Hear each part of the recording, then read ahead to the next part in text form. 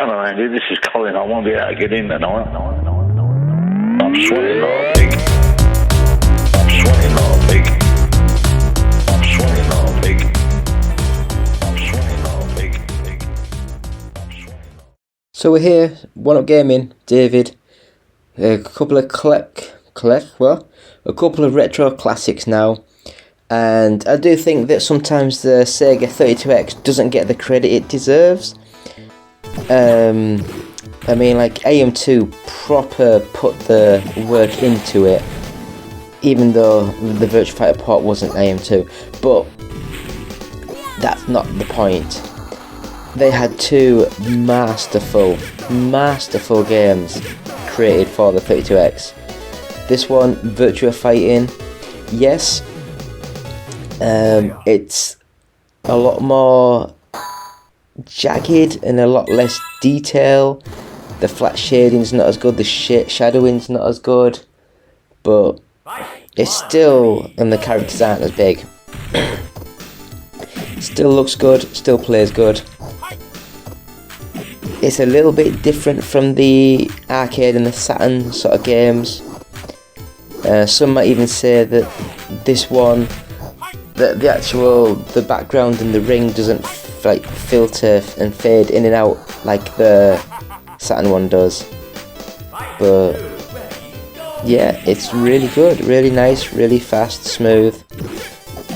It does look amazing. Jackie, you've always looked like an idiot with your hair like that.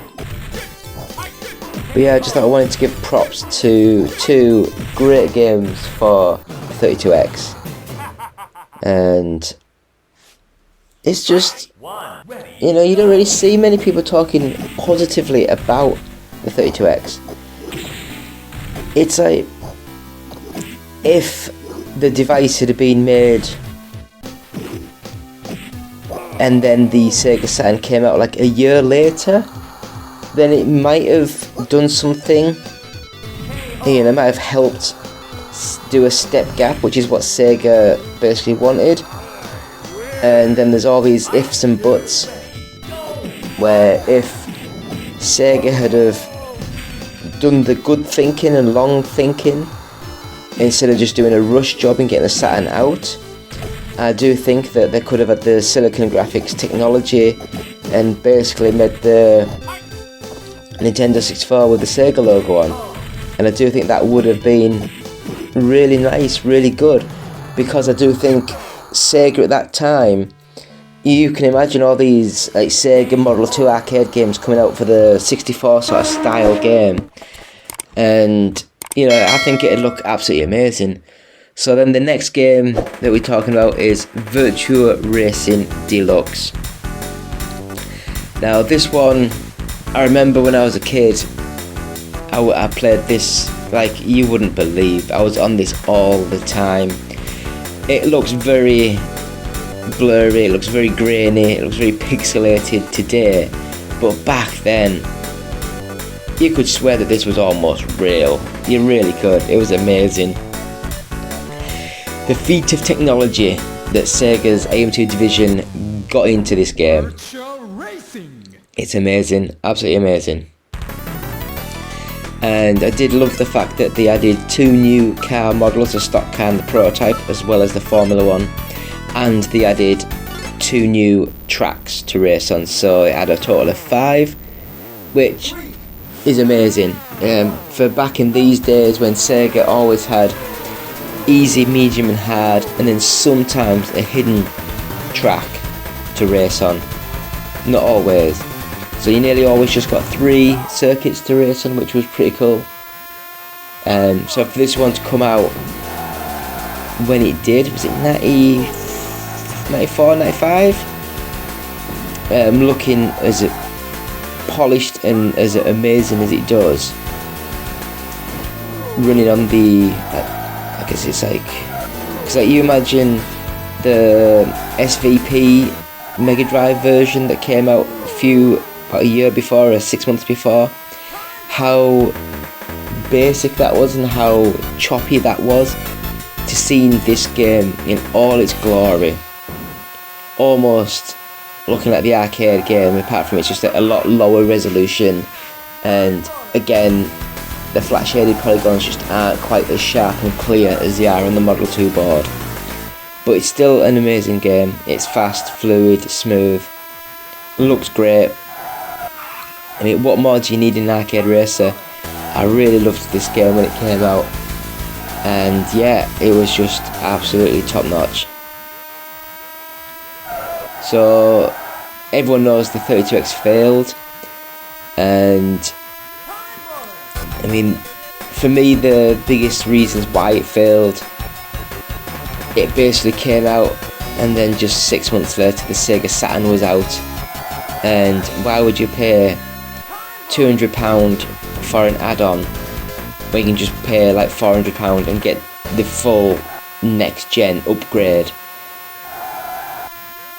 As I say, if the 32X came out, then the Saturn was like another 18 months away, I could justify it. But considering that this came out and it was just months later that the Sega Saturn came out with Daytona, yes, Daytona wasn't the best port or conversion, it was still played amazing. It looked nice. It was only 20 frames a second, but it was smooth and it played well, it handled well. So I think everyone just like saw these new things and it was just, they wanted the shiny new stuff. These old games were like, meh, I don't want this anymore. Which I can get. I can really get. So yeah, please like, share, comment, bell, all that good stuff. We normally put retro videos up every Thursday. We normally do a weekly sort of shows. I mean, like, it's been very hectic the last few weeks, so I've not been able to get as many videos done as I wanted to. But normally every Monday we have the UK Top 40 charts. Every Tuesday we have the Boostroid video. Every Wednesday we have the Which is Best series. Every Thursday we have the retro inspired videos. Every Friday we have the podcast. Every Saturday we have the games played this week. And every Sunday we have the roundup of the entertainment and gaming news. So please subscribe to the YouTube channel. It'd be amazing if you could.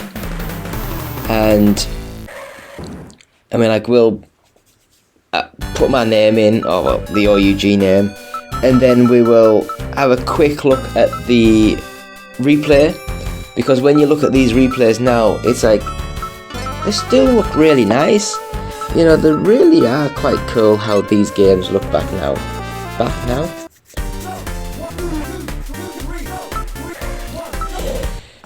But yeah, Sega, you did a couple of really good games, and then you sort of like knack yourselves up, because it's the same as when the Saturn came out.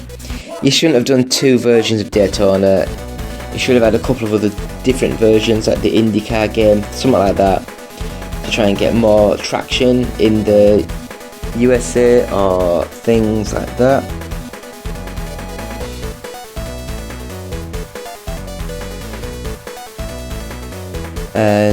But yeah, it's like the replay looks nice. I love the moving camera, all that goodness.